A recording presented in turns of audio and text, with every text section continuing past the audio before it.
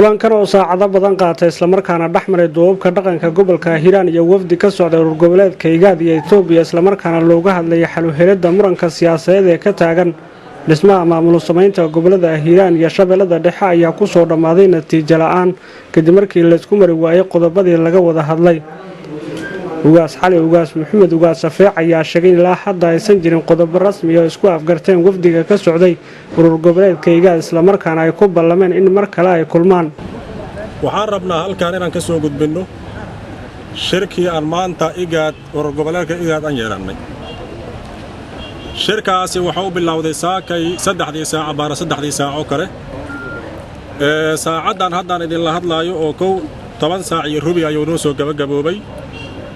waxyaabo badan ayaan ka hadalnay. Igaad waxay noo sheegeen inay rabaan Shabeellada Dhexe iyo in la isku daro Hiiraan. waxaad ogtihiin reer Hiiraan oo ogaasyadoodii ay yihiin intaan meesha joogtay in kale oo ka maqan laakiin intii joogtay intaan yihiin inay muddo badanba ka soo horjeedeen in yacni mataqaanaa Hiiraan iyo Shabeellada Dhexe arrintaas wax badan aan ka sheegnay. Hiiraan laba gobol in nalooga dhigaan wax badan codsannay. waxaa kaloon sheegaynay maxaa yeelay Hiiraan gobolladii hore ayuu ka mid yahay. waxba Igaad kama soo qaadin arrintan noocaas waxaan ka qaban karna male ayay yiraahdeen waa cadeeyeen. waxaan markaa dood badan kadib aan isku raacnay in annaga aan dib u tashanno shacabkeenna aan la tashanno akhyaarta iyo nabadoonnada iyo waxgaradka hooyooyinka intay talada ka go'do maxaa yeelay reer Hiiraan dal iyo dibad ayay ku nool yihiin.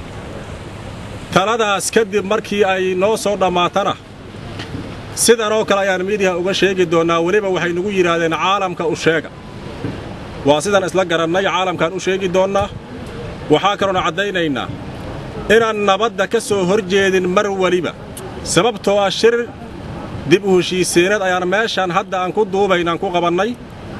shirkaasina insha Allah inuu noo bilowdaan rajaynaynaa wanaaggaan ka talinaynaa samahan jecelnahay haddaan reer Hiiraan ogaasyadoodii nahay aayaha ummaddan iyo masiirka ummaddan inaan ka talin ayaan jecelnahay. Igaadna dood badan kadib waxaan isku afgarannay 5 maalmood camal markii aan dadkeena la tashanno in wixii dadkeena rabitaankooda ah aan caalamka u sheegnaan yacni mataqaanaa isku afgarannay ayageena waa naga tageen. wakiilka urur goboleedka Igaad ee Soomaaliya Maxamed Cabdi Afe iyo xubnaha kale ee ka socday dawladda Itoobiya ayaa ka gaabsaday kulankan maanta dhaxmaray duubabka dhaqanka gobolka Hiiraan ee ku soo dhamaaday natiijo la'aanta. Maxamed Cabdi Sanay, telefishinka caalamiga ee Bulsho, Beledweyne.